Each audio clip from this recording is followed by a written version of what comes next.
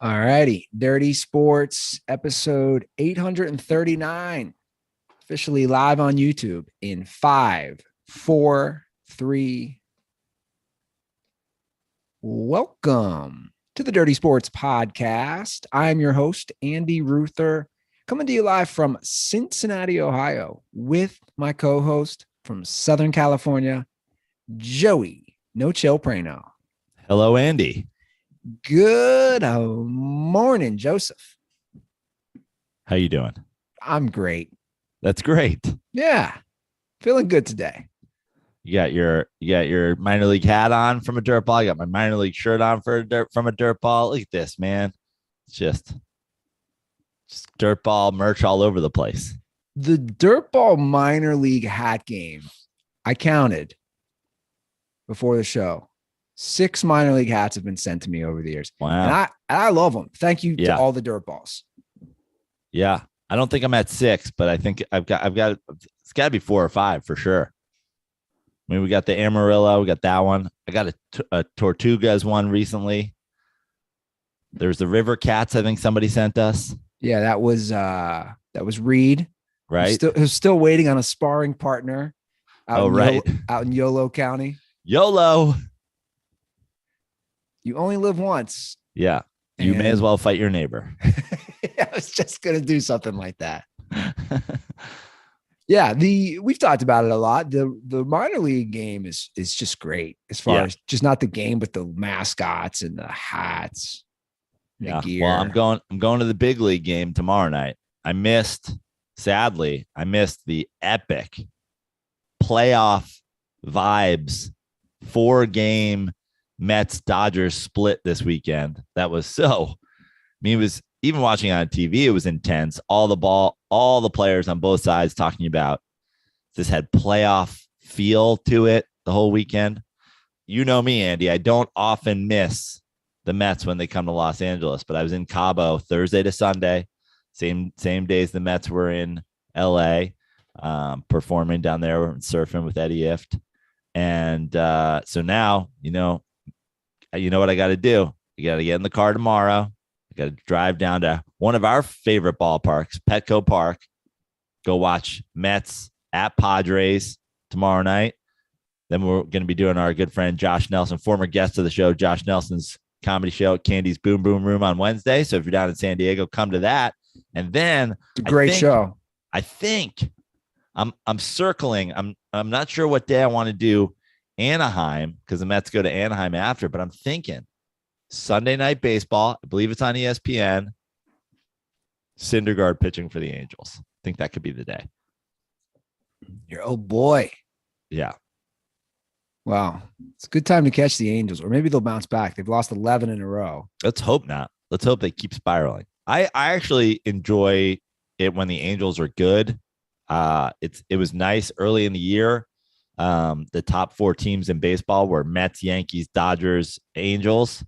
And it was like, okay, we might have 2. We could have Subway, Freeway, League Championship Series. But the Angels are spiraling. I root for them to be good, but I also want them to continue spiraling at least through the weekend. Any legitimacy,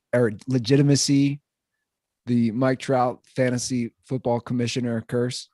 I mean, I think that there's it's crazy because there's a lot of little things going on with the Angels, like they obviously had the Skaggs, think about Harvey gets suspended. Obviously he's not an Angel anymore, but they're in the news for that. They're in the news for Mike Trout, baseball, fantasy football commissioner. And now 2 players in the league are slapping each other and causing all kinds of mayhem.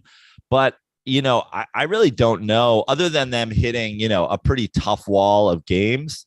I know I've been critical of the Yankees schedule, but props to the Yankees for, kicking the shit out of the Angels, sweeping the Angels. Let's see. Yeah, but I mean, the tough thing is Phillies to get swept by the Phillies. That's where you've hit a real problem. You know what the curse is? Them calling them the Los Angeles Angels of Anaheim. Yeah. I agree. Honestly, Honestly, you know what my biggest issue with it was? What was wrong with the California Angels? I don't know. Like none of it makes sense. So this is this history of it. They're the Los Angeles Angels from 61 to 65. Then they're the California Angels from 65 to 96, so 31 years. Then they go to Anaheim Angels 97 to 2004. Then the Los Angeles Angels of Anaheim from 2005 to 2015. I didn't even realize this. Now they're just the Los Angeles Angels again since 2016. Did you know that? I did not know that. They're just the Los Angeles Angels again. Should have just been the California Angels. Just keep the California Angels. The Golden State Warriors, the California Angels. It's good. The Florida Panthers. I like it when teams represent a state. You know, because the other thing with California Angels is like you got the San Diego Padres. You got be the Orange County Angels. Just be the goddamn Anaheim Angels. Yeah. Be the Disneyland Angels. Well, it's a legitimate curse if you look at their track record. So that one World Series they won, they were the Anaheim Angels, which again is fine. I think the Los Angeles Angels. They were just the Anaheim Angels when they won the World Series. Correct. Wow. That was just a 7-year period. Remember how atrocious those uniforms were? Yeah. Those were bad. Like those were all-time Major League Baseball or cross sports bad uniforms. What's amazing is like every team has smartly figured out how to go back. Like so many teams are like, oh, let's just, we'll go retro. The Orioles, have the cartoon bird on their hat again. The Padres have gone back to the brown. Like we do that. The Angels' old uniforms were so fucking fire. Yeah. The navy brim blue cap with just a circle on the A. Yeah. And that's what my grade school mocked that. And they were great hats. We were Guardian Angels grade school. And we used that same A, which for the record, don't think they used they were probably infringing on the copyright of the California Angels at the time. Yeah. They should be retroactively sued. Sue my grade school. Sue my grade school. They can't sue your grade school because they're no longer the California Angels. So they can't, there's no one to sue them. And also it doesn't look anything like the Anaheim Angels of Los Angeles. And my grade school has no money because there were so many kitty touchers going on. True story. Not sure if I told you this. One priest, I think multiple organists, like it was across the board. Dare I say I'm a little disappointed no priest made a move on me. Was I not good looking enough as an altar boy? I think it's that you had 4 brothers. Like if you guys ganged up, you could take down an organist. It's like that thing. Like how many 7-year-olds do you think you could fight simultaneously? How many Ruther boys do you think? I think I top out at 3. Too much of a varied age range. The little ones are going at my legs. The older guys got my arms. My grade school is wild. And then our Brad's principal, just headbutting me in the face. And then our principal, to make it even wilder, he wasn't a pedo. He was just closeted gay. So like, I feel bad for the guy that he had to, fight that battle because he had a full family who went to the grade school. He got caught, or I shouldn't say get caught. He picks up a guy. This is when I'm in the 4th grade. They go to a hotel room, hook up. Again, he's married, whole family, multiple kids in my grade school. The guy steals his wallet. So what would you do in that situation? You're covering again. You're covering up that he's got some issues he's battling as a closeted gay guy. He's got a full family. He's the principal of the grade school. The guy steals his wallet. Instead of just kind of like figuring it out and not getting law enforcement involved, he goes to law enforcement and he claimed a guy, I think, helped him carry groceries or something wild. I could be like, Let me put it this and way. His story unravels. And it unraveled. And the wild part is not the Cincinnati paper, like the big local, the Cincinnati Enquirer, which is the big paper. The two local ones at the time, the now defunct Forest Hills Journal, which is where I grew up, and that Mount Washington Press, where my mom worked selling ads at the time, got a leak, and the Mount Washington Post revealed the story, and he was no longer the principal. Wow. But yeah, this episode of Memories of Andy Ruther's Childhood Past. That's a pretty wild story. On this episode of Fallen Angels, we tackle the Anaheim Angels 11-game losing streak and a gay principal caught in a dark underworld of lost wallets. We should have all, I think we all knew, we should have known with the, white dude with the Jerry curl, we should have known he was maybe, swinging the other way. But I all jokes aside, I legitimately felt bad for his kid. His one daughter was in my brother Greg's grade. And it's just like, imagine being a 7th grade girl and this is all airing out. Yeah. Your dad's the principal. It's airing out in the paper. It's just, it's not good, but you know what? It's not as bad as losing 11 games in a row. Yeah, I was going to say, could be worse. Could be worse. Could be worse. You could have the best generational player. Two of the best players in baseball. What's his contract again, Mike Trouts? Pretty absurd. No, I know it's I'm talking like, how much longer is he there? He's there another, like the better part of 10 years. It's $426 million. And he signed it when? 2 years ago? Signed a 12-year, $426 million. He signed it in 2019. That was the last year he made $16 million. So he's there through 2030. Yeah. That's going to be a shitty contract too. Yeah. It's like who knows? Maybe he's the LeBron James of the sport. He has been so far. Yeah. I mean, obviously he's had injuries. Sure. But as you know, though, it always trails off with baseball. Yeah. These guys will give you 5 or 6 good years. I don't think it's ever happened. Has it? What, somebody played out that contract all the way to the end and it worked? Yeah. I mean, A-Rod. Did it basically work with him? I mean, the Rangers deal, he was still he played that out for, that was a 10-year or whatever deal, and then got another big contract from the Yankees after that. Was it? Was that a 10-year deal? Wasn't it like 10-year, $250 million or something like that? 1, 2, 3. Hold on. 1, 2, 3. No, Joe. He did 3 years with Texas. I know, but they signed him to a big deal. Yeah, I will say he was pretty productive. Yeah.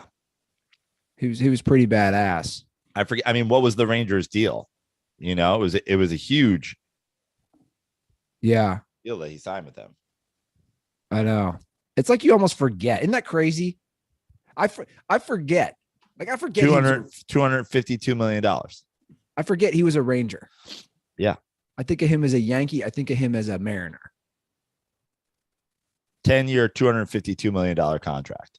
And obviously it didn't work out because the Rangers didn't put a team around him, but for the entirety of that 10-year deal, he was productive. Yeah, he was badass.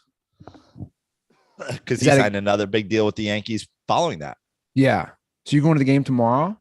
Going to the game tomorrow. Is that day or night game? Night game, 6:40. First pitch down there at Petco Park. Beautiful Petco Park. It's amazing. It's a great park. If you're a baseball fan, highly encourage if you're out there. Absolutely gorgeous park. I'll be sitting for any dirt balls who want to do the fat Jason Kidd and stare at me from 40 rows away until we finally turn around. Sitting down the left field line in the second section of the field level seats.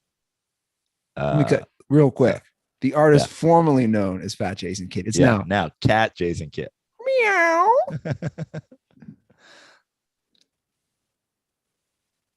He's a legend. Yeah. It's amazing how dirtballs just become like instant legends on this show. We have some good calls later. Speaking of some dirtball legends, let's get to a little NBA talk. There's a finals going on. Finally, the NBA zigzag theory has returned. I'm making up all this money that I failed to win early in the rounds. Game 1, pound the away team. Game 1, pound Celtics to money line. Boom, Celtics money line. Zigzags back. I bet Warriors to cover. Here we go. This is why I think it's going to be a 7-game finals. This is pretty exactly how I saw it playing out so far. Obviously, I didn't see the 15-point third quarter lead turn into a 15-point loss, but I liked Celtics in game 1. I liked Warriors in game 2. Here we go. We're off and running. Yeah, it's going to be a good series. It's going to be a great series. I mean, if it goes 7, it's going Warriors. You think so? 100%. I think if it goes 7, anything is possible. I agree, but that's where the veteran team, yeah, they've been there. Great rebound for them last night. Steph playing defense in the NBA Finals. He wants that MVP Finals so badly. He wants it so bad. The way he came out in game 1, obviously he cooled off big time in game 1, but he wants that Finals MVP. He knows that's the last thing he needs for his legacy. It's about legacy, yo. And then you get a Jason Tatum 3 for 17 in game 1, and they still win. That was a crazy stat for me. Yeah. How did they win with him going 3 for 17? Well, obviously they hit, I think 21 threes in game 1. Yeah. And Horford went off. But that seemed like Horford wanted that finals MVP too. Yeah. I saw a great meme about him. And then once everybody got their Horford MVP bets in, he disappears. Sure. But I think it'll be interesting because now you go back to Boston. Game 1 was so weird with just Mark Jones and Mark Jackson. Yeah. Isn't it? Like, it was weird to listen to. When you take away. You know me. I watch a lot of games without the sound on as is. Now, I do love Mike Breen. Love Mike Breen. Yeah, he's great. But the second Mike Breen was out, I was like, hey, goodbye.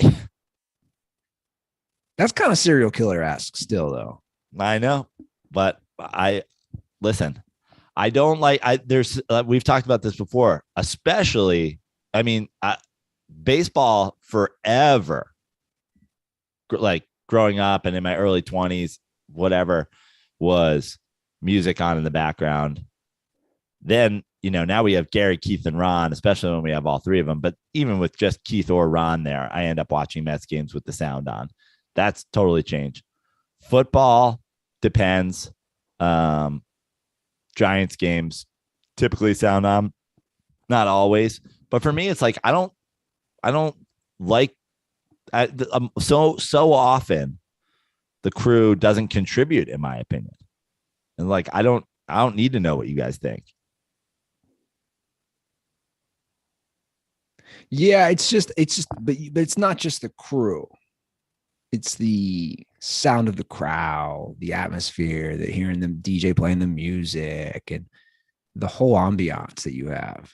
Meh, don't need it. You don't need it. I know what sneakers sound like. Oh, I like it. It's trying to decipher how much Draymond Green is bitching. What is he saying to the ref after every single play?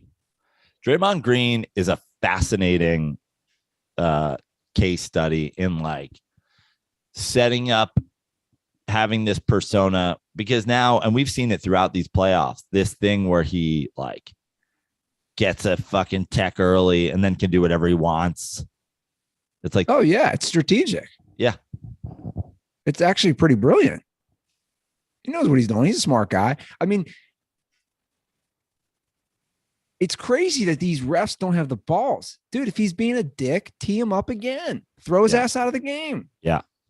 He just walks over. My thing is, look, he's had a nice career. He's also been helped by the crew that has surrounded him. Like most players. Yeah. But where is Draymond Green what is his role, Joe, on a Charlotte team? You know what I'm saying? I mean, yeah, the thing is, he has the same role. And if you're a Charlotte player, you love him. But unless it's happening on the grand stage, like it doesn't get appreciated and it doesn't become like it's this like, oh, whatever. Like, listen, you put Charles Oakley on the Warriors, you know, what Charles Oakley was able to do in his career on this Warriors team and replacement, he would have the same sort of, you know, devout, there's no one more important to the team. Now, you know, Steph, you know, he gets all the accolades, and Clay, he gets all that, but like no one more important. And it's like there's some truth to that, but also every good team has a guy like that. And Draymond's obviously got a big personality, and this whole sort of aura around him has been blown up by the fact that they're a winning, you know, franchise. Yeah, because when I see him bitching, when I say earned it, I'm just trying to think of other guy. Like I like the Charles Oakley because he's not like a, you know, when I think of like the kind of wild card on teams, I think of past dynasties. He's not a Rodman. He's not playing that great a like the level of defense and rebounding that Rodman was doing. You know what I'm saying? Right. So like I think he fits his role nicely. But I do. That's why I said that. I just don't know where he's at unless he's on this type of dynasty team with all these all-time players. Yeah. You're a nobody, man. But I'm not trying to be a dick. I just think he's also not getting the benefit of the doubt. That's why I'm bringing it up. Not getting the benefit of the doubt in what regard? Like with refs. Yeah. Like if you're doing this same role on the Cleveland Cavaliers, no one, like the refs, the leash he gets, this is just my opinion. The leash that's why you look at the Rasheed Wallaces of the world. It's like when Rasheed was on shitty teams, when Rasheed was on the Jailblazers, and when Rasheed was on the fucking Bullets, and when Rasheed was on whatever, he's getting ejected to every game. Then when Rasheed's on the Pistons, it's like, oh, he's reined it in. Has he? Or do they just not eject guys from fucking Eastern Conference Finals games? Sure, exactly. By the way, did you see he's going to join the Lakers staff? You got to love it. Yeah. I love Rasheed. Rasheed's like a top 10 NBA player for me all time, like personally, guys I love. Yeah. Rasheed's up there.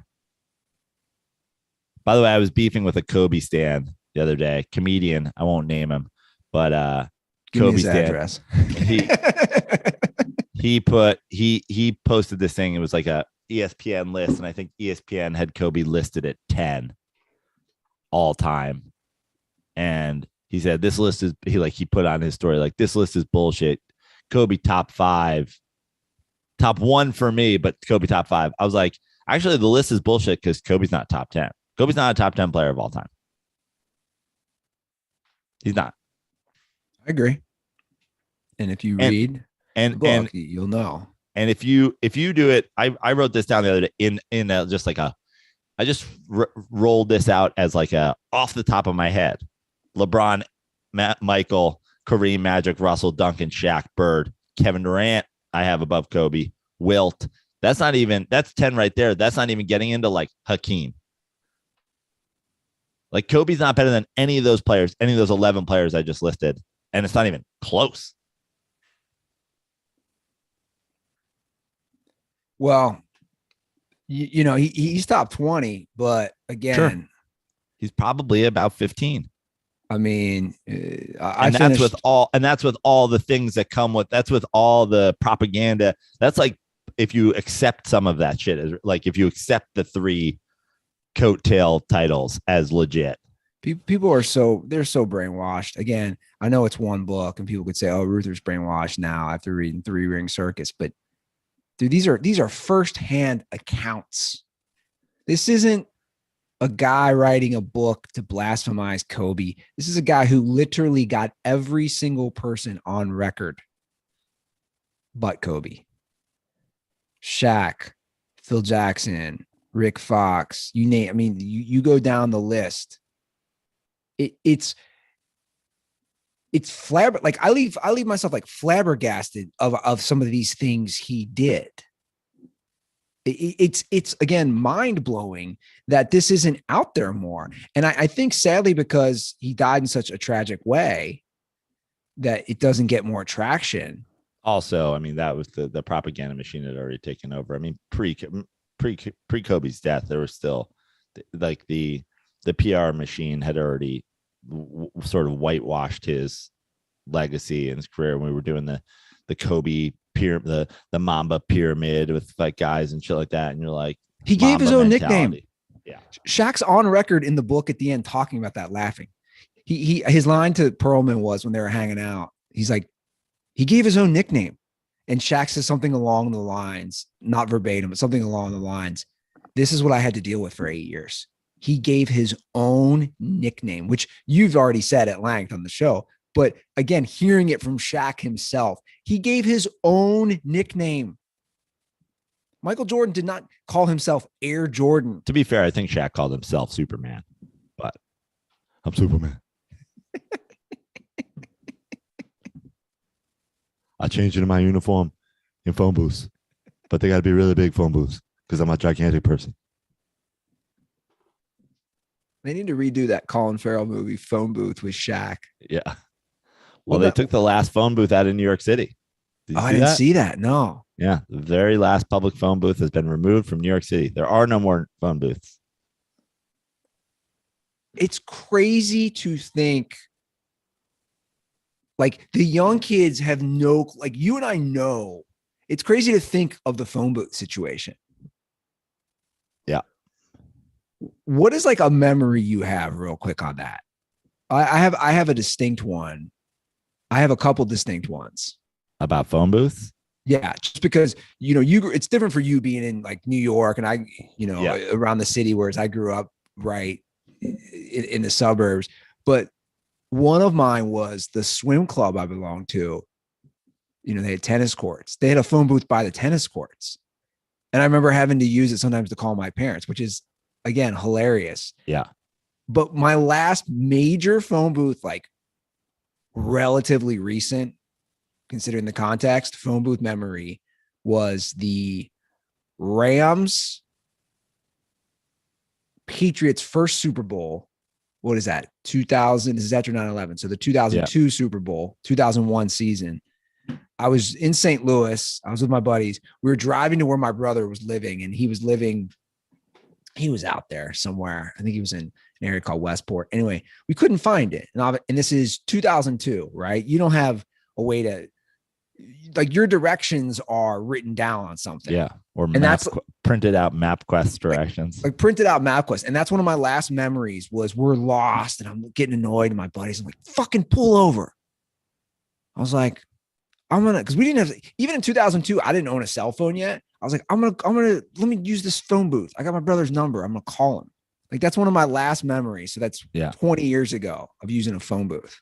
Yeah. That's probably around the time. I mean, I think maybe in 2000, mid 2000s, like 2003, 2004, not long after what you're talking about. I think I broke my cell phone and I couldn't afford like a new one right away. So I had like 2 weeks before I could like upgrade or something like that, where I fucking had no phone. And I would drive around New York City in my Cadillac. And then I'd have to be like, oh, there's a payphone, like pull over, be like, hey, what time are we meeting at okay, bye. Get back. How much was it? I remember it was a big deal when it went from 25 to 35 cents. Yeah. Yeah. Like that was a big deal. Yeah. I mean, I remember like standard kid, you just put a quarter in, right? Yeah. Then all of a sudden you need fucking a dime with it. Yeah.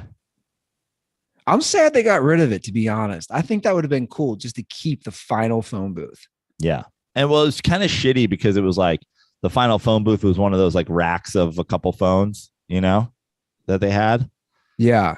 It's like there should be one phone booth in New York City, and it should be one of the fucking close the door ones. You'd be locked in a phone booth with either Jeff Van Gundy, Mark Jackson, or Mike Breen. Who are you locked in a phone booth with? Well, not Mark Jackson. Mark Jackson's wide, so sure. And also, I don't need any hands down, man down talk while I'm at home. Mama, I'm in the phone booth with that man. Joe, if we look to Jesus Christ during this time, we will get out of this phone booth. I don't need that. You don't need the Jesus talk, yeah. Jeff Van Gundy been coaching in the NBA for was coaching in the NBA for a long time. Now is an ESPN guy for a long time. Definitely has money. Still feels like he could smell a little bit. Still feels like he's. You know what? You're right. He does look like he would definitely smell. Like a little sweaty. Still not good at Mike Breen, small guy. It's got to be Breen. Yeah. Imagine finally, when somebody comes to get us out, bang! The phone booth guy has arrived from way downtown. It's got to be Breen. How long could you last in a phone booth with Draymond Green? Oh, he'd be so annoying. Phone booth would definitely be knocked over immediately, because he's just like pushing you around and shit like that. Yeah. Kick you in the dick. So give me a game 3 prediction. Game 3 prediction. NBA zigzag. Close game. Celtics win. Close game. We have a final possessions game. Ooh, we finally got a good one. Celtics win. Yeah, I wish the games were a little closer. You'll get it in game 3, Andy. This is the way it goes. Who's the leading scorer for the Celtics? Jason Tatum. But I think for them to win a close game, he's got to have like 25 and Jaylen Brown's got to have 21 or something like that. Yeah. Yeah, they definitely need some parity with guys in their squad. But that's what I think we get. I think we get a close one. A close Celtics win. So be wary of the the Warriors are they, what's the spread? Is it 3.5? I think still. Let's find out. Let's go to this. Wednesday. Yeah. Boston minus 3.5. So be wary of the spread. But at 3.5, you could bet the Boston money line and still get decent value. That would be my bet if I were you. I don't know if you saw this. This was after game 1. Klay Thompson moved into number 2 all time in NBA playoff threes. Steph, of course, is number 1. It's pretty amazing if you think about it. All time NBA playoff threes. Yeah. 2 guys who played together. 2 guys who played together, but 2 guys who've been, in the era of the three-pointer, and guys who have, consistently been in the playoffs throughout their career, save for the first couple of years. You look at a guy like Ray Allen, the end of his career, second half of his career, he gets on good teams. But, first half of his career, he's not stockpiling 3-pointers, playing with the Bucks and the Supersonics and whatever. Reggie Miller, another one, not super deep runs, save for a couple of, years in the middle. So the era of the 3-pointer, and then just going to the finals 5 times. Yeah. So Quinn Snyder resigned from the Jazz. Yeah. Donovan Mitchell's not happy. Why would he be? He had a great coach. Quinn Snyder has done great things there in Utah. And to be honest, besides the fact that just leaving money on the table, you don't see a lot of just resignations, especially like a Quinn Snyder. Cocaine's a hell of a drug. Yeah, but at the same time, it's like fucking, Quinn Snyder doesn't look like your typical Utah resident. Maybe he's like, there's other jobs out there, or there will be other jobs out there in the near future. Or maybe just he was on cocaine and was like, I'm resigning. Yeah. Maybe he's going to be the face of the new Vegas franchise. That would fit. You think that's going to happen? Well, aren't they talking about it? Wasn't there rumors of Seattle and Vegas being added? That was a rumor. So that would put the NBA at 32 teams. Wouldn't those both be West then? Yeah, I guess maybe we have to move one of those teams to the East. One of I don't know, an Oklahoma City Thunder. I don't know who goes East. Memphis, New Orleans. Why are Memphis in the East? Yeah. Why are they not in the East? Yeah. Yeah, that would make sense to me. I didn't know about that. I mean, you hear things, but the NBA would be a good fit in Vegas. Yeah. Quinn Snyder would be a good fit in Vegas. Like, oh my God. Can we play another game right now? It's like, why don't we just go to, like, why are we going to play? Why are we going to play one today and one tomorrow? Why don't we just go back to back? If we're going to go back to back, let's just go back to back. You think a couple hours of sleep is going to help? No, just go right now. They're like, Coach, what are you talking about? You boys aren't ready to go? I'm ready to go. They're pumping oxygen into this place. Are you hoping your boy D'Antoni gets hired by the Hornets? I have an alert. I have a Google alert set up for D'Antoni and Hornets right now, so I can get the LaMelo Ball MVP odds at their absolute lowest before or highest if that deal gets done. Yeah, I mean, I'm all for Mike D'Antoni getting coaching jobs in the NBA. So, and also I love the fit. I mean, a team that can't play defense, lean in. A team with an exceptional pass first point guard, lean in. Be exactly that. Mike D'Antoni is going to be like, he's going to go full Ben Stiller from dodgeball. He's like going to be like, remember 7 seconds or less? How about 4 seconds or less? Times are changing, guys. 4 seconds is the number now. You think Lonzo Ball has jealousy issues with his brother? I don't know. Probably not. They're both in the NBA. They're both rich in the NBA. Remember how big that LeVar Ball thing was? Yeah. Like every major shitty sports show would just bring him on. Yeah. And be like, my sons are going to be the first two to ever be co-MVPs of the league. And then me and them are going to play LeBron, Michael Jordan, and Kareem 3-on-3, and we will dominate them. And then fucking, Stephen A. Smith, you telling me right now you're going to play a 70-year-old Kareem Abdul-Jabbar and you're going to dominate him? That's right. That's what I said. Yeah, well, that's expect. These men are very old. You go play with two current NBA players. That's right. I'm going to do it. Okay, I'm going to set this up right now. I'm going to get MJ on the phone. You guys like, what are we talking about? He is on their, you know what's crazy? He is on their main NBA Finals team.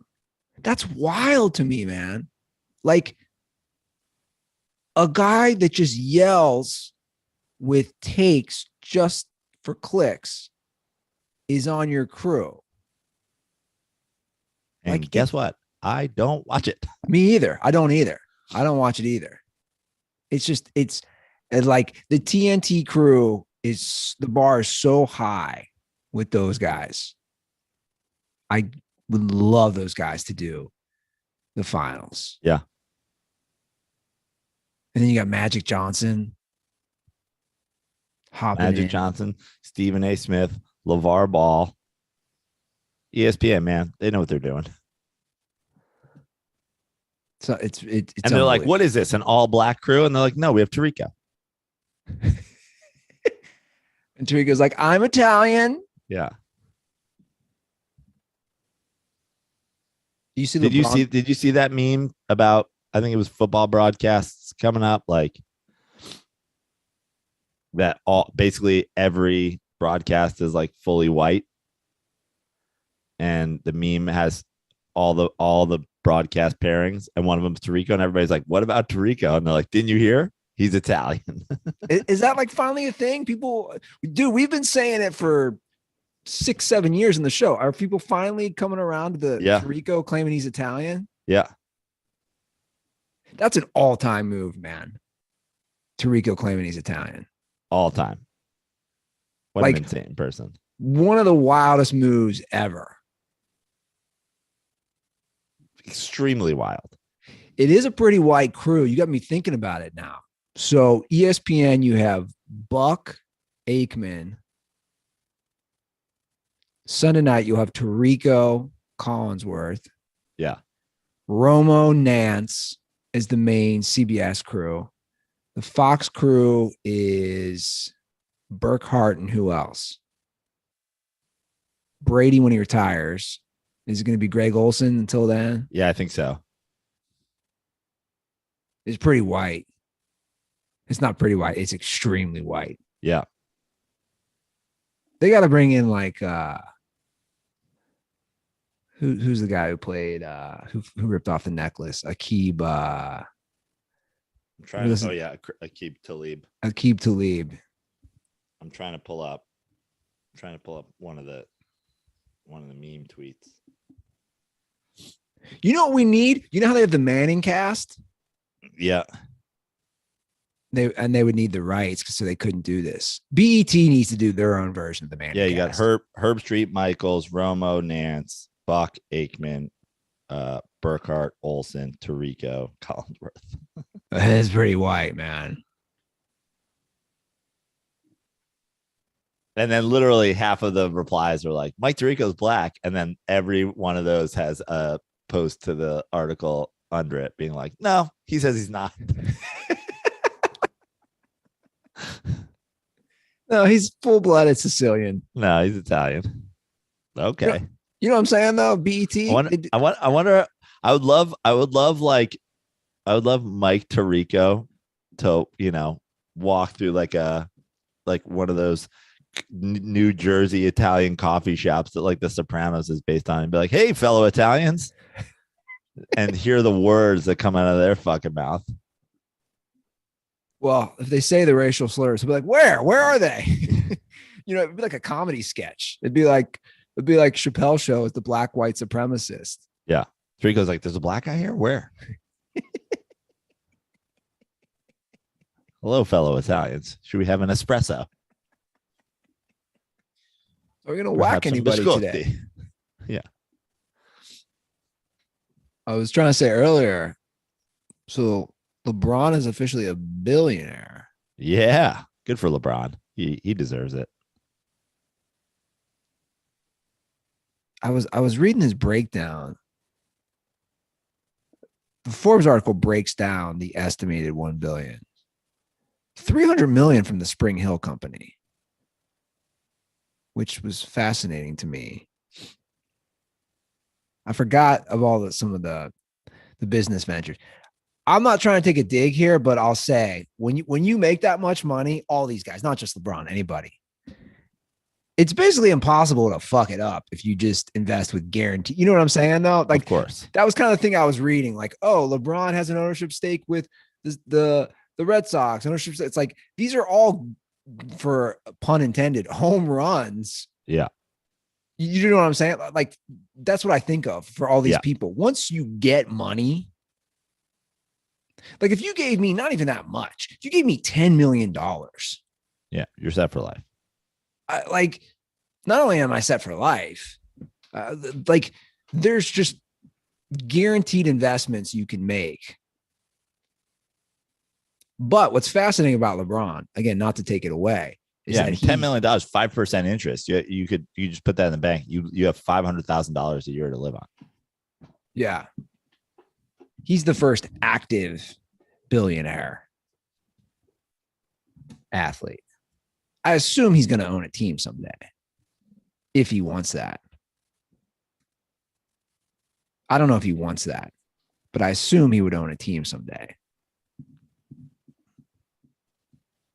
And Phil Knight, speaking of billionaires, made an offer to buy the Blazers. I was shocked at how old he was. He's at 84, Joe. Yeah. I mean, Nike's been around for a long time, dude. Yeah, that's what I'm saying. I forget.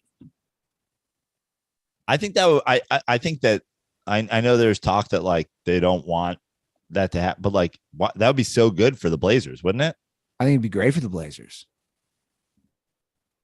It's currently in a trust, the Allen family, who owns the Seahawks and the Blazers.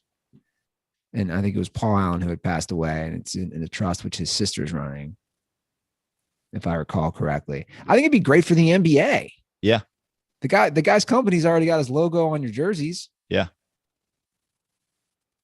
You know. Yeah. Phil Knight to the Blazers, and then bring in LeBron as a end of the career run. Use your Nike pull. Do a double deal. And Elon Musk buys the Reds and Bengals together. Yeah. Speaking of double deals. Right? Elon Musk is too smart to get involved in Cincinnati sports landscape. Well, the thought of him doing sports in general would make me laugh, but he's like, I'm going to space. They don't even have an indoor facility. What the fuck are we talking about here? True. Hey, man. The thought of he's like, if I buy the Reds, I'm sending Joey Votto to space, so I don't have to pay that contract anymore. It's almost finished, man. I know. What's it? One more year after this? I think it's one more year after this. Yeah. I feel for Joey Votto, man. I do. Joey Votto, Joe Mauer, these guys who got like these big deals and then just like rode them off into the sunset with like their shitty organization. They should just it's like the Heisman Club. It's the ESPN Heisman commercials they do. They should just have a country club of guys. The Heisman House. Yeah, the Heisman House. They should just have the Joe Mauer, Joey Votto, Chris Davis. These guys should all have a country club together. Yeah. Well, I don't know what that'd be called, though. I don't either. Fuck you, money. Welcome to the Fuck You Money Country Club. It just sucks, though. Chris Davis just whiffing on every tee box. It just sucks seeing. Well, he's a little different, but it sucks seeing some of these guys like a Votto, where I'm just like, I just want to see him at least have a chance to win. You know, that's what sucks. And whatever. I don't feel bad, because at the end of the day, it's, $225 million is a lot of money. But I think, did we call for it on this show, or did I call for it on Dirty Slides? It said Joey Votto to Toronto for his swan song. Probably home. Well, and he played there. They played there a couple of weeks ago. That's probably the final time he's ever going to play there. Yeah. Send him home.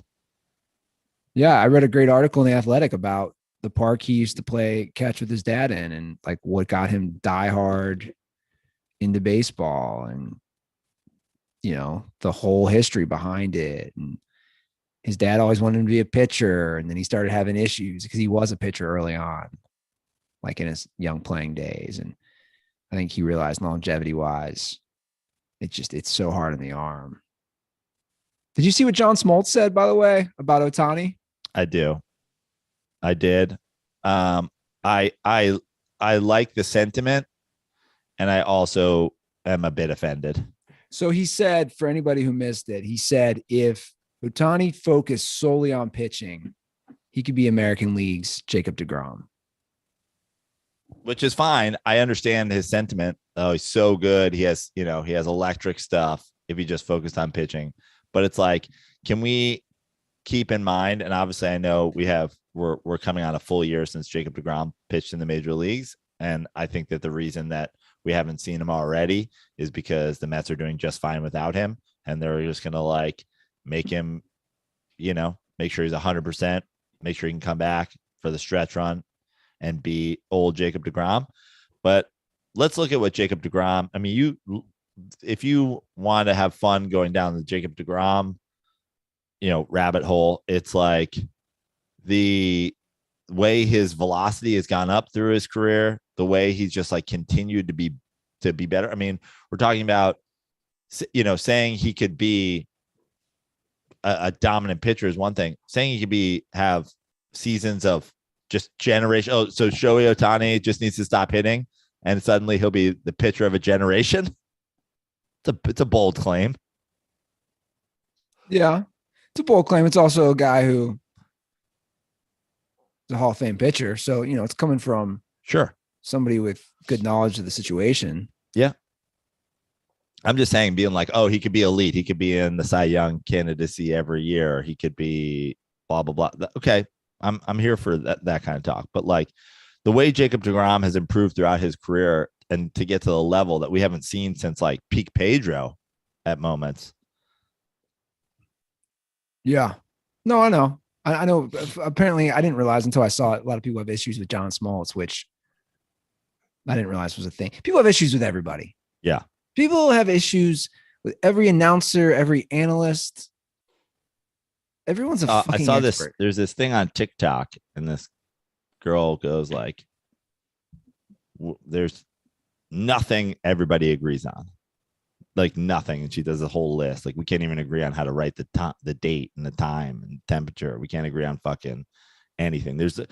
And then people reply to it with like things that like everybody agrees on. And I got one. Keanu Reeves. Everybody agrees on Keanu. Great guy, right? We all love Keanu Reeves. No way. No way.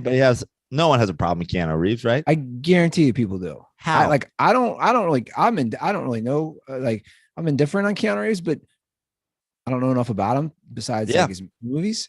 Movies, great. Nice guy. I'm telling you. Somebody hates him out there? Yes. Because they're going to say he's a shitty actor. Is that true, though? That's what people will say. All right. Yeah. There was a knock on him for a while about his acting being not that good.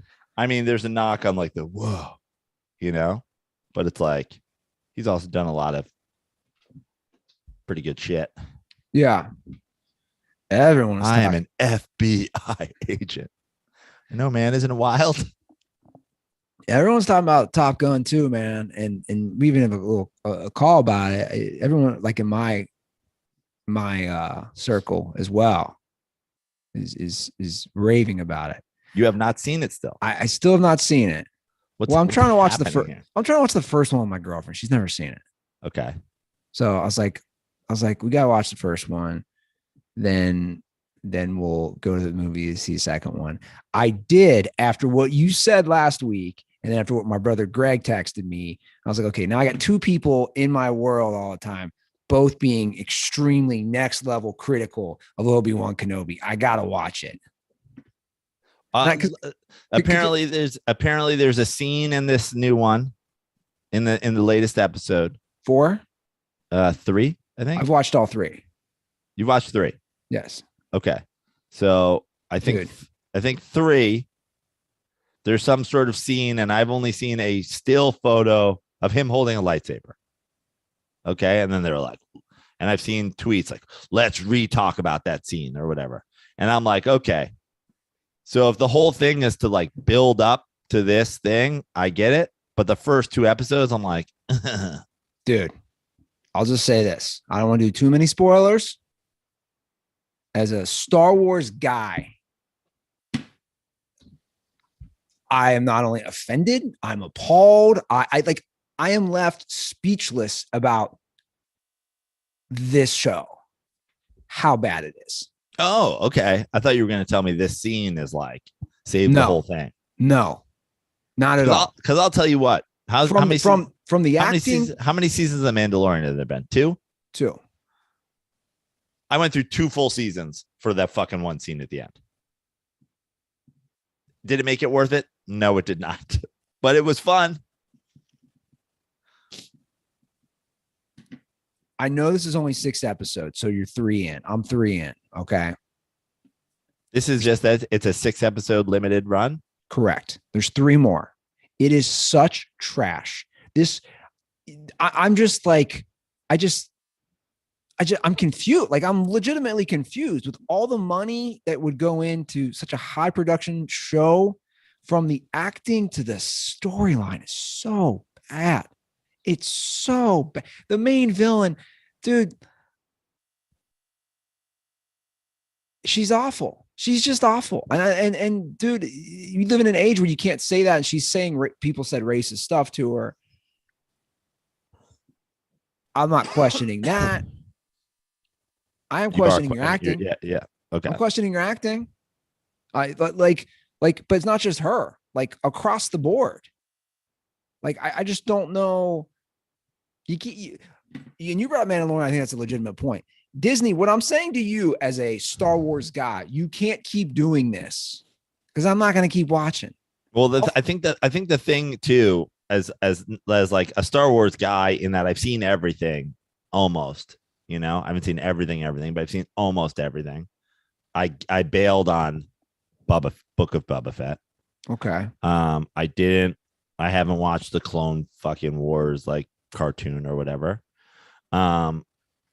But having seen most everything, it's like if you're gonna do these things and you're gonna explore, like even Rogue One, if you're gonna be like, we're gonna take these like side stories and we're just gonna build out the whole Star Wars world, and then there's gonna be moments where it like intersects with the stuff you know. I'm like, okay, that's cool. But now when you're taking main fucking characters and being like, oh, right before this is what he was doing. You're like, this sucks. Yeah. Like I said. And 10 years later, he's a decrepit old man. That's exactly, dude. My brother was hammering it so hard on text before I watched it. And I just thought, okay, I'm like, this has got to be an exaggeration. It's got to be an exaggeration. And then I put it on Saturday night. And I was by myself. And I was just. In the first 2 episodes, I was like sleeping through. That's what I'm saying. It's so bad. It's so bad. Nice little Flea cameo, though. Yeah. I like Flea. But I also think, look, my brother and I, going back to the bot thing and the reviews and, you know, me, my brother's like, go look at IMDb. It has like a 7.6. Every comment is negative. Like, none of this makes sense. Like, they're lying. They're just like, there's no way it's got a 7.6 out of 10 on IMDb. Yeah. Every comment is trashing it. Every comment. And then you look at like Rotten Tomatoes, the critic score, I think, was an 86. The people's voting score was 61. So that's a 27% discrepancy right there. Look, my time is valuable. That's all I'm saying, Disney. That's all I'm saying. I'll probably finish this because I'm still such a little Star Wars fanboy, but you can't keep doing this to me. You just can't. You keep getting away with it. Like, it's like an abusive relationship. You're doing this. There's only so much. Well, that was the thing. That's why I bailed on Book of Boba Fett, because I was like, I don't care. I don't need it. I'm not going to watch it. I don't care about Boba Fett. I'm not a Boba Fett stan. Like, I don't give a fuck. Yeah. Like, I was totally fine that Boba Fett died inside the fucking pit. Like, that was a fine ending to me. Like, I was fine with that. You're going to create this whole thing. I started watching it. I was like, this sucks. I'm out. But this is Obi-Wan Kenobi. Sure. Yeah. This is OG. This is a badass who, like you said, that's my brother's thing. Like, in 10 years, he's just, I'm not trying to do too much of a spoiler, and it's not that big of a spoiler. In 10 years or 12 years, whatever, he's literally turned into just a dude you dominate in a pickup game. You're like, I'm picking that. I'm not picking that dude. I'm guarding that dude. He's the dude. Obi-Wan's the dude in the basketball court where you just dribble and stick your rear end into every time, and you just go up for an easy layup because he's such a bitch. Obi-Wan's like Sean Bradley, and I hate to dunk on the guy because the guy had a serious bike accident, and I think he's in a wheelchair. So that was kind of dick for me to do that. But you remember Sean Bradley or Manute Bol back in the day? It's like that. Sure. Yeah. It's like Shaq going up against those guys, where he's like, not only am I going to dunk on you, I'm literally going to rip the rim down on your face. That's Obi-Wan. Now, you're talking about the current. Are you saying that's where Obi-Wan is in this show? Yes. Okay. Because I was talking about how then also they're saying that this is 10 years before we meet him in A New Hope. And then in that 10 years, he becomes a old man. He goes from being Ewan McGregor to being white-haired, decrepit grandfather. Wait a second. I didn't know that. Because think about it. Because they're saying this is 10 to 12 years after right. Anakin becomes Darth Vader. Because the kid, well, think about it. The kid, right? How old's the kid in this show? She's probably like 7 or something. Yeah. Or 10. She's probably 10. Yeah. Right? So it's 10 years. And then Luke and Leia are like late teens, early 20s. Yeah, you're right. I didn't think about that. And by that time, Obi-Wan lives in a senior home. I never thought about that. And then the internet's going like, Tatooine has 2 sons, so you age twice as fast. It's like, what the fuck are you guys talking about? Luke Skywalker doesn't look like he's 40 when they find him. Oh, hold on, tap the brakes here. The internet's saying Tatooine has 2 sons. God, we're down we have so much great shit to talk about, and we're down the Star Wars rabbit hole. They're saying the Tatooine has 2 sons, and so that's you why age faster. Dude, I'm a Star Wars guy. I ain't that big of a Star Wars guy. Yeah. These two are unbelievable. And then there was a great guy. I saw a great video of a black guy being like, forget 2 sons. How about the stress this motherfucker's been through? That shit will age you. Has to kill his fucking protege. Then they put his burned protege back together. He starts being hunted by him and shit. He's got to protect Luke Skywalker, save the whole fucking universe. Guy can't sleep, worried about some kid. Yeah. That's a valid point, man. That's a really valid point. Oh man. Here I am. Here I'm talking Star Wars, going through my parents' house, all the Star Wars crap we have, which is a good segue because my dad always knew I was such a big Star Wars guy, to talk about Father's Day coming up here in a few weeks. And there's nothing my dad, rest in peace, Walt Ruther, loved more than those Harry's razors, Joe. We've talked about it. He was a little hoarder. He was a little hoarder of the Harry's. And by that, Did you find a stash of Harry's? Well, he took so many of them. He'd always ask me, since we started our partnership with Harry's in 2015, he'd be like, send me some razor. Send me some razor blades. Send me some more. Yeah. It's like he was hoarding all these razor blades. And my dad was not a hairy guy, so he didn't have to shave much. But he really loved those Harry's razor blades.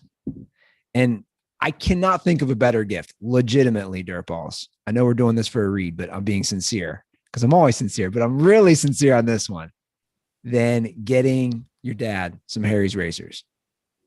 I 100% agree. It's like when it's like a reverse of, your parents giving you socks and underwear for Christmas. Like you need them and you appreciate them every single day of the year. But like for a dad, like no one wants to go out and buy razors and razor blades. It's just such a pain. And they're so expensive. You go and get them in stores. Get Harry's for your dad. Like it'll be something he literally appreciates every day. He will. So get a Harry starter set for just $3. Or I love this. Get free engraving on any premium shave set for dad. Yeah. This is a good one. When you go to harrys.com/dirty sports, Harry's gift sets are the perfect gift for any guy in your life, and their Winston razor handle is engravable, so you can make Father's Day even more memorable. Guys, Father's Day is 2 weeks from yesterday, so act on this now. Joe's right. Your dad will appreciate it. Again, my dad was not an easy guy to please. He just wasn't. That's the truth. And once we started this, he instantly became a Harry's guy. And I can legitimately say the same thing about my 4 brothers. They're all Harry's guys now since I hooked them up, since we started this partnership with Harry's. So I can't reiterate this enough. If you're looking for a gift and also an affordable gift, this really is a great idea. Harry's is giving their best offer to all the DirtBalls. Again, new Harry's customers can get a starter set for just $3, or for a limited time through Father's Day, get free engraving on any premium shave set at harrys.com/dirty sports. There's never been a better time to try Harry's. So go to harrys.com/dirty sports to start your own Harry's journey, or to save a few bucks on a gift for a special dad in your life. Speaking of a special dad, a guy who has, I believe, 8 children, your boy, Ryan Fitzpatrick, has retired. Fitzy retiring. A sad day. Is it too early to start talking about whether or not he has Hall of Fame credentials, Andy? Yes. Should we let him get a couple years in retirement? Okay, let me ask you a question. What % chances Ryan Fitzpatrick plays it down in the NFL this season? 75. 75% chance he does. Yeah. He'll be back. I'm going to follow up with a question to you. He played for 9 teams. Yeah. Let's see right now. Can Joe Prano name all 9 teams in 60 seconds or less? The Bills, the Bengals, the Rams, the Jets, the Dolphins, the Bucks. I know there's ones that are just hanging out there. I'm missing 3 teams still. You say Rams? Yes. You missing? Who am I forgetting? The Redskins. 7. The Texans. Yep. And one more. Close. 10 seconds. Okay, 10 seconds. Somebody in the NFC North. Same division as Texans. Same division as Texans. AFC South. I don't. The Titans. There it is. That was a good run. That was quick. I forgot about the Titans. Yeah. Made about $85 million. Good for Ryan Fitzpatrick. Become a Ryan Fitzpatrick stan, as we know, over the last few years. Who has? I have. You have apparently as well. I said biggest twist in internet history. The Andy Ruther tweet from the Dirty Sports account. I had to. Ryan Fitzpatrick coming back to save a playoff team. Well, you know, that's why I said 75%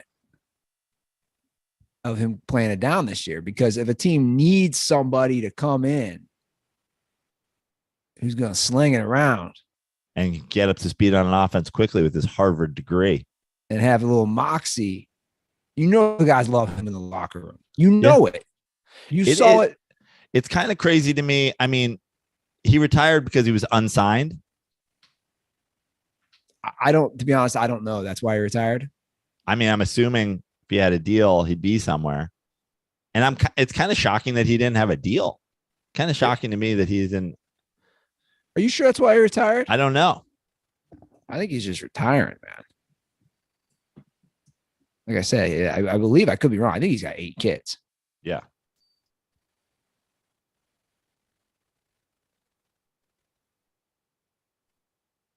Yeah. I don't know. I mean, what was his last team was Washington. Yeah. Due to his competitive but inconsistent performances, Fitzpatrick received the nicknames Fitzmagic and Fitztragic. That's on his fucking Wikipedia page. The most career passing yards and passing touchdowns in NFL history without playing in the postseason. That is a crazy stat right there. Well, it's a crazy stat, but it's also a crazy stat that he never played in the postseason. That was always my knock on him, remember? Right. But also, let's go through the list of teams again.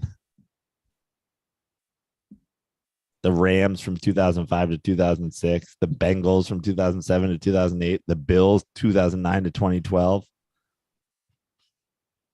the Texans in 2014. Yeah, but again, that kind of holds true to my argument was the Bills did suck, and then Josh Allen's that good.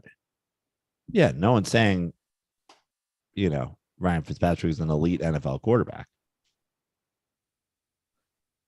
That was the whole initial debate. I should listen to that No, again. yeah, you go back to the initial debate. The initial debate was you were saying he stinks. No, dude, I'm going to play, I'm going to bring this back.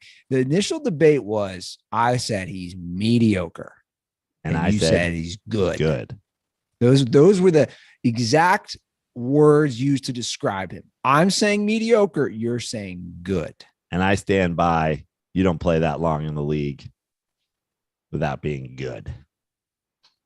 You don't have the most passing yards in NFL history without being a lot of mediocre quarterbacks have made the playoffs. A lot of good quarterbacks have, not made the playoffs or not had long playoff runs. I think the story of Ryan Fitzpatrick's career is he was good enough where a team knew you could bring him in and he could hold down the fort. Sure. And that is, there was a lot of guys that played in the NFL who were drafted really high or were drafted or had a good run with the team. Think about like a Dante Culpepper, for example. A Dante Culpepper comes in the league, highly touted, gets put on a great team, puts up crazy yards, crazy statistics with an incredible wide receiver core, leaves that good team, goes to a bad team. He's out of football. A lot of great players go to bad teams and perform so poorly that people go, we're never touching them again. Ryan Fitzpatrick got passed around from bad team to bad team and played well enough where people were like, we'll take him. Now we'll take him. Now we'll take him. Now we'll take him. Yeah, I think the crux of my argument was that he is getting passed around. It was almost like we're using the same argument against each other. My argument would always say, if he's good, he'd stay with that team.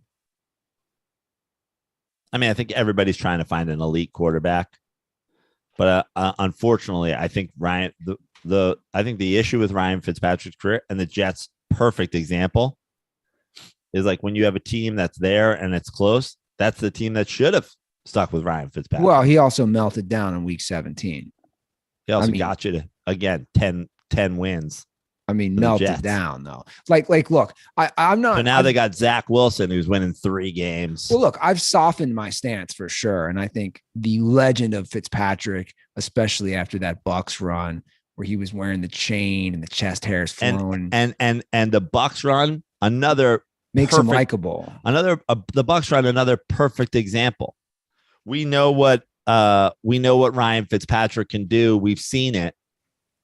But we'd rather take our chances with Jameis Winston. We like the potential. And it's like, horrible. What's the potential? The potential is now 2 years later, you've moved on from Jameis Winston. Is he going to be the New Orleans starting quarterback this year? Yep. Can't wait to see how that plays out. I think Fitz is basically retiring because, look, he played 17 years, I think, in the NFL. And he's got a big family. He's got a big Irish Catholic family. Yeah. Kick it with them. Also 75% chances on the team this year. I've also seen, though, there's a good chance he goes in the studio. Like, he's that well liked. And obviously he's smart. He went to Harvard. He's well spoken. People like him. So give me the Ryan Fitzpatrick version of the Manning cast. Just Fitzy with his chain on. Just give me Fitzy and Deshaun Jackson. Fitzy and Deshaun Jackson. That'd be a wild tandem, huh? Yeah. Or who are some other Ivy League players? How about Fitzy and Phillip Rivers? Just and all their kids running around in the background. They're like, let me show you what happened on this play here. And instead of going to the telestrator, they just have their kids line up on the fields and they make them act it out. Yeah, I think between the two of them, you almost have 22 players. Yeah. Yeah, that'd be funny. I'm trying to think any other. Let me ask you a question. Yeah. If you had to bet yes or no, Ryan Fitzpatrick and Phillip Rivers have a kid with the same name. Like there's 2 Blakes or something. Yes or no? I'm going yes. I'm going that there is a crossover of at least one name. I'm going to go no. I'm guessing it's like some shitty fucking football name like Blake or Okay. Here we go. Here we go. Cooper or Clayton.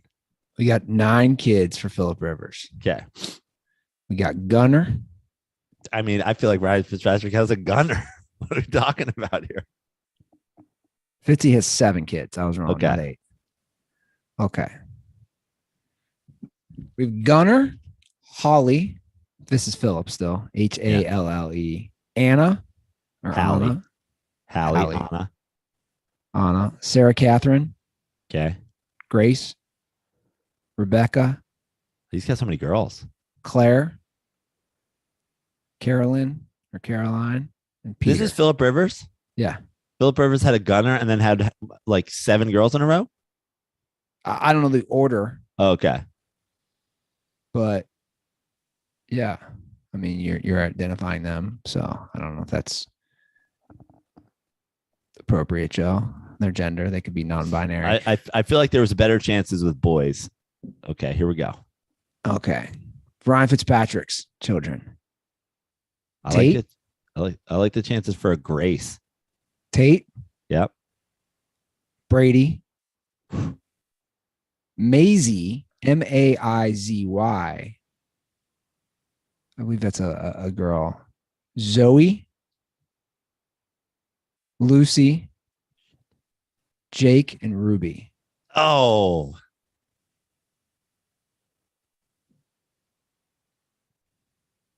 Sorry. I liked it better. I liked my chances if each of them had more boys. But here's a fun fact. Ryan Fitzpatrick proposed to his wife at a gas station McDonald's. Fuck yeah. Okay. He's a good quarterback. I'm in. That's a wild story. He proposed to her. So they got good DNA. She was an athlete too.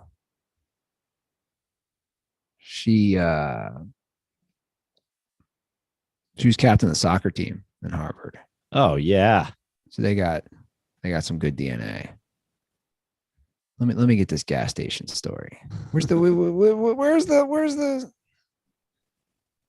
Oh, on their way home. Oh, this is interesting. Here it is. I got to read this real quick. As a rookie quarterback with the Rams, Fitzpatrick knew he wanted to spend the rest of his life with Barber. That's his wife's maiden name. So he bought a ring and was getting ready to propose. The only problem, he purchased a diamond ring from their joint bank account. Oy.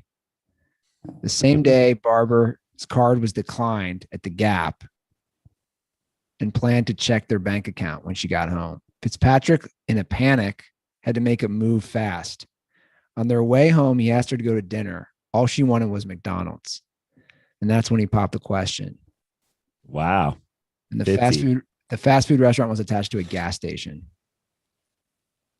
The ultimate scrambler, Fitzy. And this is his direct quote. We drove by all these fancy places, Fitzpatrick told the LA Times. I asked her if she wanted to grab some dinner and sit by the lake. It was November. And she's like, why would I do that? It's freezing outside. All she wanted was McDonald's. My relationship with my wife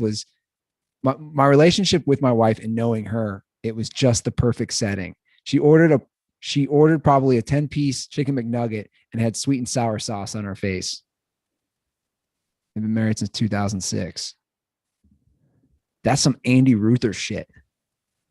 That's like Andy Ruther back in the day. Andy Ruther proposal preview. No, it'd probably be a Taco Bell, man. Gets there early. Can you bake this into the cheesy gordita crunch?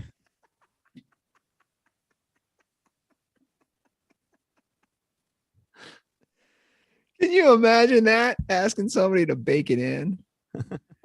Dude, I love him even more now, man. Yeah. And good for that dude since 2006. They've been together 16 years, 7 kids later. Yeah. And I'll just say it. We're all thinking it. Ryan Fitzpatrick fucks. At least 7 times. No, I can tell. What are you talking about? She's had 7 kids in 16 years. You know how long she's been pregnant for? Like her whole time. Yeah, pretty much, bro. Doesn't mean he ain't banging. Some dudes are into that. Some dudes are into that. I used to work with the guy. He used to always, when I was a mover, he used to talk about it. He'd be like, oh, I love when my wife gets pregnant. I love banging her pregnant. Oh my God. Some dudes are into that. Fitzy looks a little freaky. Fitzy looks like he's into that. Yeah. You know, like you look at Phillip Rivers and if someone said, hey man, he's got what would I say, 9 kids. He's probably had sex 9 times. I don't think that when I look at Fitzy. I think he fucks. Like he gets it done. Honestly, I feel like I am Obi-Wan Kenobi and you are my fucking protege. I feel like you've come around. Like you are now the world's foremost Kobe hater. You are. I don't want to say hater. I don't want to say hater. Truther. I always call truther. That's what I say. Truther. Yeah. I do. I have thought about Fitzpatrick Stan. I have thought about your idea.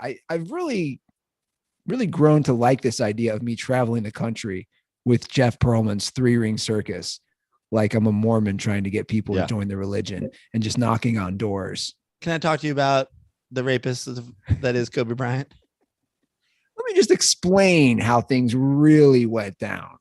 Can I have a few minutes of your time to talk about Kobe's career of warp? It's unbelievable. Well, you could be right. I'm trying to think if there's other things I've come around on. I mean, I've come around on a lot.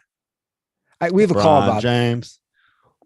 We have a call about that later in the show about dude, what is going on with the evolution of Ruther is just out of control. I can actually, I can play. Why don't I just play? Yeah. Why don't we just hop into calls? Sure. What is this call here? Here it is. And I think it's a first time. No, it's not a first time call. I'm wrong on that. He called a couple months ago. Anyway, here it is.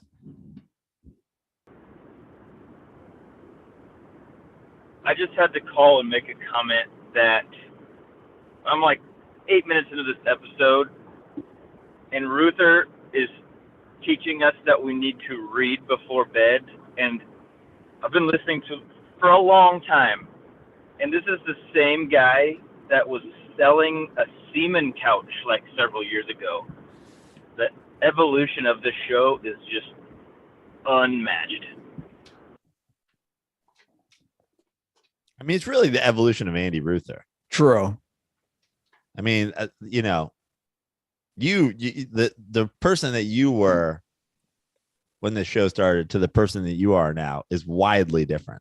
I think my evolution is far smaller. So I know some people have, would say my evolution to full liberal cuck, whatever I got called that one time. That sent me on a 2-hour rampage. Well, to be fair, I've been called the other things. I had people last year coming at me like I'm Johnny Conservative now, which is hilarious and also not true. I played for my girlfriend some clips from the epic. Bless you. Okay. From the epic me versus Maddie Goldberg episode. Yeah. In 2016. She wasn't laughing really. She wasn't even smiling. It was just dude, this is who you were. So that was 6 years ago. Yeah, there's been some changes. Doesn't mean we're still not, at your core, you're still who you are.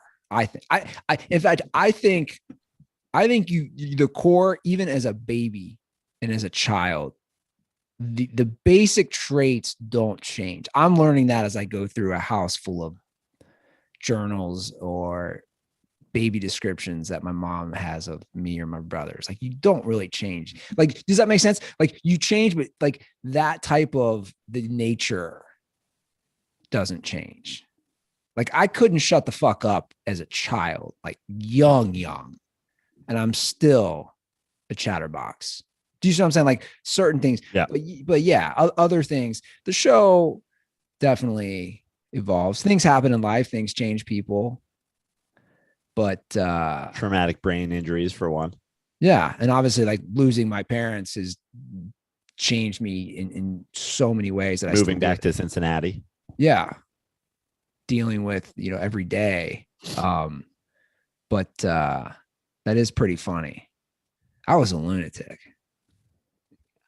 Dude, just I'd argue you're still a lunatic, just in different ways. Oh yeah. No, for sure. we're not that far. We're like weeks removed from you like rotting your own fucking grundle to death because you're like, yeah, I'm in psycho run mode now. Not even washing my clothes in between runs. You're the Quinn Snyder of running. You're like, let's do it again right now. Rotting my grundle to death. Yeah, it's a good point. I made some mistakes with that. Hey, I'm bathing now though. Good. And I'm not reusing the same clothes. Like Good. if I run in them once, I don't reuse them. So baby steps, right? Baby steps. Here's a good call for you because I have not watched this.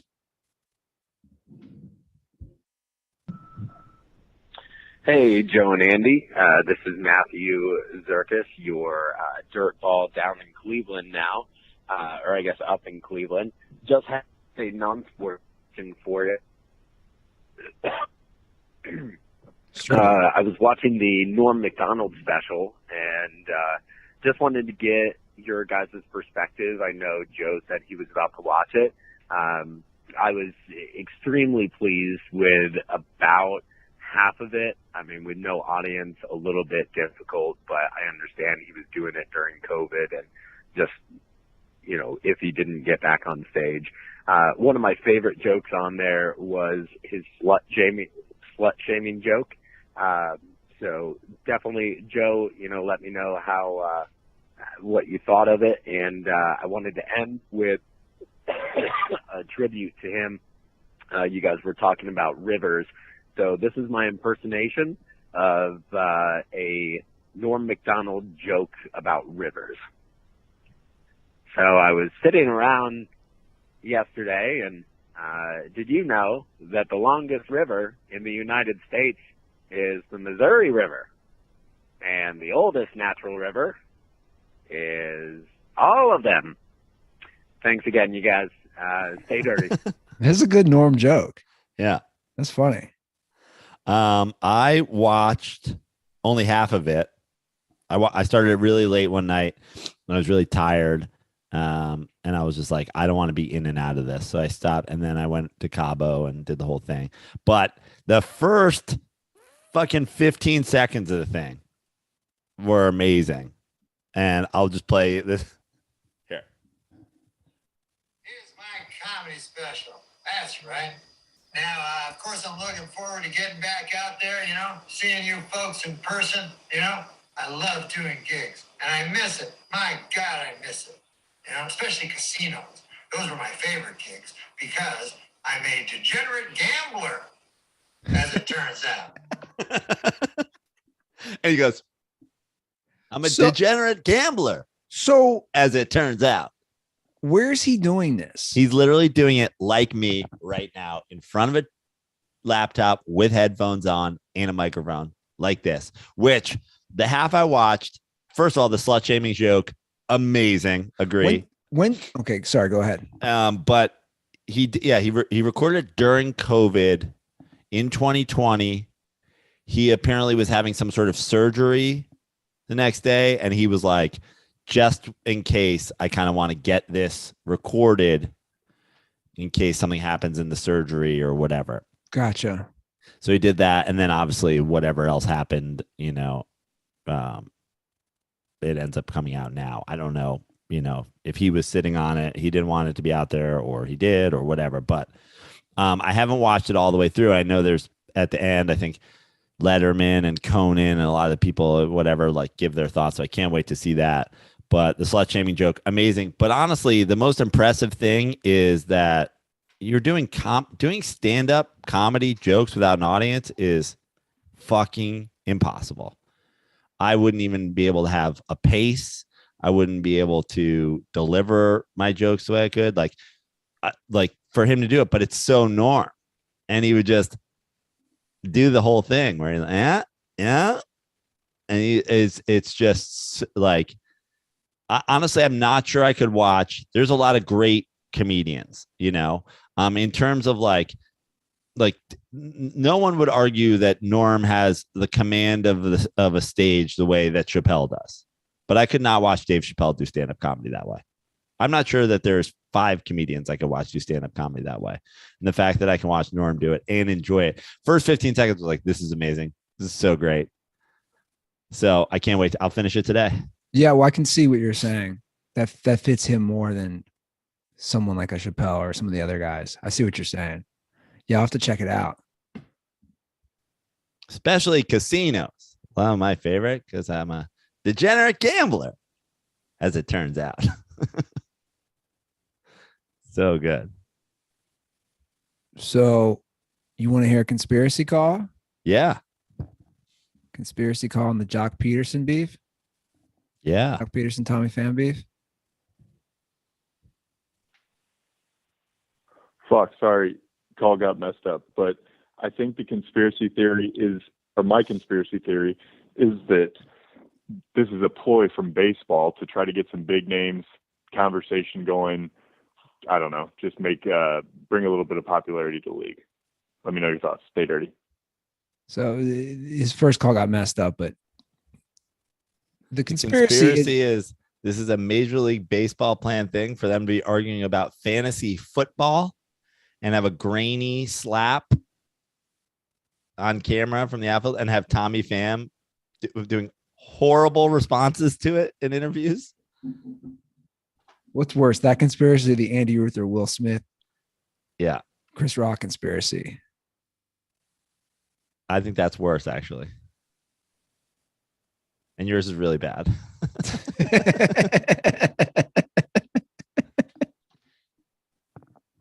Let's get 2 like 4th outfielders to beef over fantasy football. Honestly, it might be if there's a conspiracy theory here, it's that the NFL paid them to fucking talk about fantasy football. Like even baseball players are fighting about fantasy football.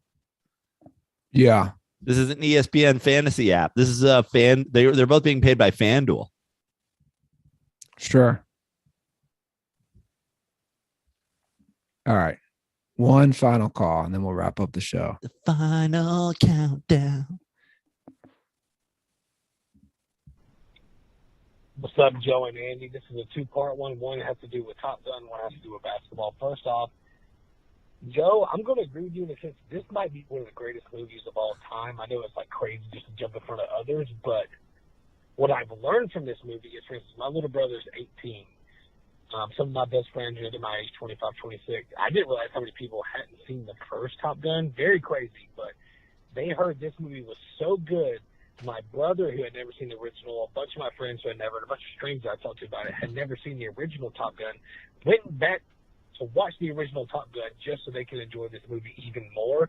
And they still agreed this movie topped the first one. They think it's incredible, badass. And I agree, 14 out of 10. Man, so fucking Top Gun, man, they surpassed it. This might be one of the greatest sequels of all time. 2, what is your greatest, if you had to name a top 5 in NBA, if you had to, have a starting lineup, who's your top 5 starting lineup? Nothing but white guys. Me and a bunch of my African-American friends that I strip with, we got into a fun debate in the back.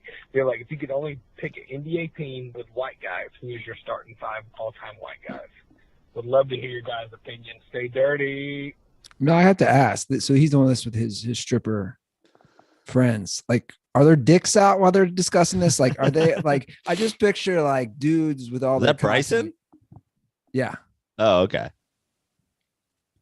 Well, I think we can kind of do, like, why don't we just kind of do this together? Because like we got the obvious. We're gonna have Bird, Dirk, Nash. Yep. You got Jerry West. Yep. I mean, yeah. I think that's okay. Jokic.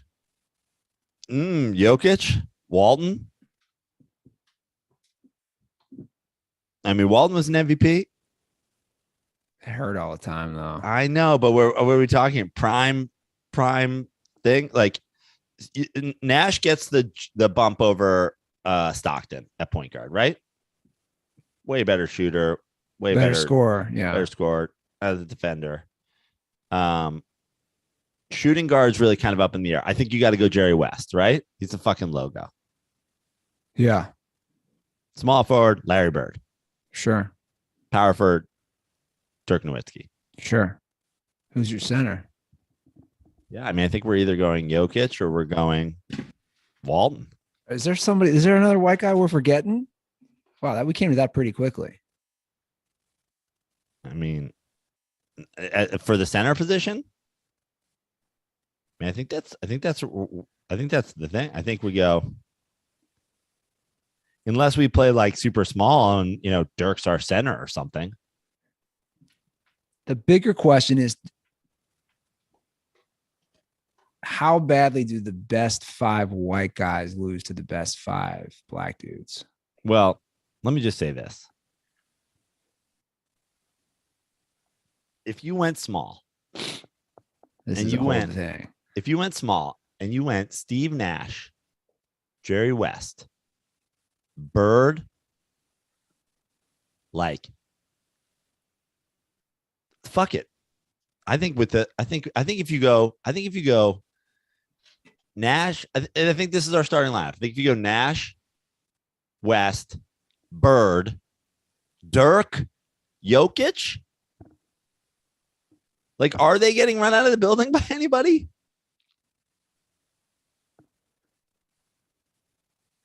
So they're playing against LeBron, Jordan, Kareem, Duncan / Shaq / Wilt Chamberlain. Yeah. I mean, I think you got to inside versus outside. If you're going Kareem, you don't go Shaq. I think, honestly, I think Shaq probably start, like, if I'm making that starting lineup, but like, okay, Kareem, LeBron, Michael, Kareem, Duncan. I mean, we don't even have Magic in there. Yeah. Well, so Magic, Michael, LeBron, Duncan, Kareem. That series goes 6, dude. Major height advantage. For which team? Dirk's 7 feet tall, bro. Nash is a little guy. Who's Nash guarding? Nash is 6'4". And Steve Nash isn't guarding anybody. Mike D'Antoni coaches our white team. They don't guard anybody. But they're like 3 is greater than 2. You said it's going 6 games. You said it's going 6 games. Who's Dirk guarding? Nobody. We just gotta hit threes. Yeah, that's what I'm saying. It goes 6. Notice I instantly just connected. You go with the white guys. We the white guys. We just choosing my tribe. Terrible, Andy. Absolutely terrible. I don't know if it goes 6, man. The white guys would have to make so many threes. Yeah. Those fucking defensively, it would be a nightmare. I was just saying those guys, those other guys. Just think about the scoring, dude. LeBron and Magic running. Oh, but I think they have chemistry problems, and actually, I think the white guys have no chemistry problems whatsoever. The white guys are like the 2011 Mavericks on steroids. Yeah.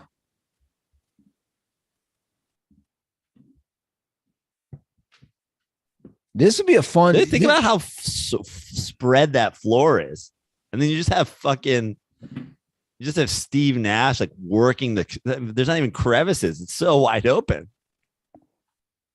Yeah, but you got some defenders, man. You got Jordan was defensive player of the year. LeBron's a lockdown defender. Jordan's defensive player of the year is propaganda. Was it? Yeah. LeBron's a fucking great defender, sure. Jordan was a great defender, though, man. It's a good defender. He was really good.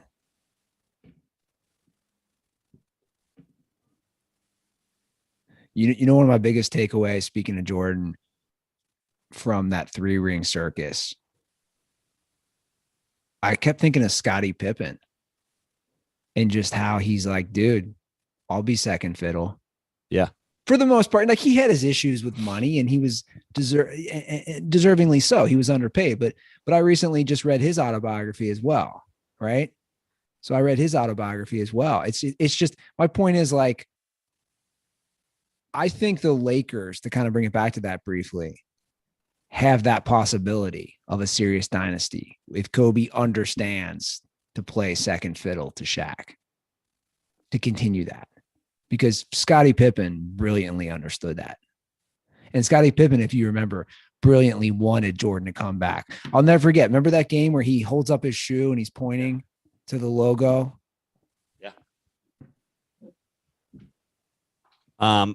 On Bryson's first point, though, Top Gun, 14 out of 10, I've seen things trickling out, people being like, this movie fucking sucks. I'm like, first of all, you're wrong. You're plain wrong. And I think the thing is, for the people who are going back and watching the original or watching the original for the first time and then being blown away by the second one, it's like important to know that like these are two wildly different movies. They're not, I wouldn't even say they're the same genre. Like the new Top Gun is an action movie, a 2022 Tom Cruise Mission Impossible in fighter jets action movie. The baseline of it, like the underbelly of it, the stilts it's built on, is this classic Top Gun lore. But it is so much bigger, such a bigger movie than the original Top Gun, but it's using those characters and it's using the storylines and it's using whatever. And it's amazing. But the same thing I will say about the original Top Gun goes for this one. For the people out there being like, this movie sucks, the writing sucks, the acting sucks. This isn't a film, dude. This isn't being entered into the fucking, this isn't going to win Academy Awards for anything except maybe like sound design. You know what I mean? Like this is a big budget blockbuster movie. Fucking, this is like what the Marvel movies are and what the fucking Mission Impossible movies are and whatever. And the soul of it is this smaller original action blockbuster kind of thing, but it's so much bigger than that. And it's so good. And to criticize the acting or the writing in a movie that is based on something that also that would be your criticism of it, like these are popcorn movies, man. But what's better is like, this isn't a Marvel movie. This isn't a Star Wars movie. This isn't one of those movies where it's like the original had so much soul and so much like goodness in it. 14 out of 10. I stand by that. Yeah, I'll have to check it out. 310-359-8365. That's our hotline. Give us a ring. Hop in. We didn't get to all the calls today, but we'll try to finish up on Thursday. You can follow us on Twitter and Instagram at The Dirty Sports. You can follow Joe on social. At Joe Prano on all things social media, Instagram, TikTok, whatever, except for Twitter, where I'm still at Fix Your Life. Shout out to the people. Cameos just keep rolling in. Not sure what it is with it. Maybe it's because I keep mentioning it on the show, but man, I love doing birthday shout outs for DirtBalls. I like doing engagement shout outs for DirtBalls. I like doing Father's Day shout outs for DirtBalls. It's my favorite thing. And I like the requests some of you guys are giving me lately in what you want me to include. So shout out to you guys. I won't say who because some of these I think are still surprises, but I'm on Cameo. So if you want a shout out, find me on Cameo and go to joeprano.com for shows. Come if you're in San Diego, come find me at Petco tomorrow night or at the Candy's Boom Boom Room in Pacific Beach on Wednesday night. Are stunts like a thing of Cameo? Stunts? Like could a dirtball be like, hey, I want you to give me a happy birthday while you rub a burrito on your nipples or something? I mean, I might have to charge you extra for that, but yeah, I mean, I'm talking more for myself if I got on Cameo. Oh yeah. If dirtballs were like, hey, Ruther, I want you to, bong a can of chili. Yeah, I think you could do that. Maybe you set your price high. I'll tell you what, I do a lot of birthday shout outs, Andy, and I want you to know I always include you. I say on behalf of myself and Andy Ruther, the Dirty Sports Podcast. Thank you. I appreciate that. So it's like you're on camera. I've done that without your permission, but I felt like you would always wish a dirtball happy birthday. To quote one of my favorite Fresh Prince episodes, and 10% for his manager. Yeah. I don't know if you know that episode with the pool shark. Hilarious. I'm so glad you got that. That's like a deep Fresh Prince dive. All right, that's our show. We'll be back in a few days, guys. Enjoy the start to your month. And as always, stay dirty.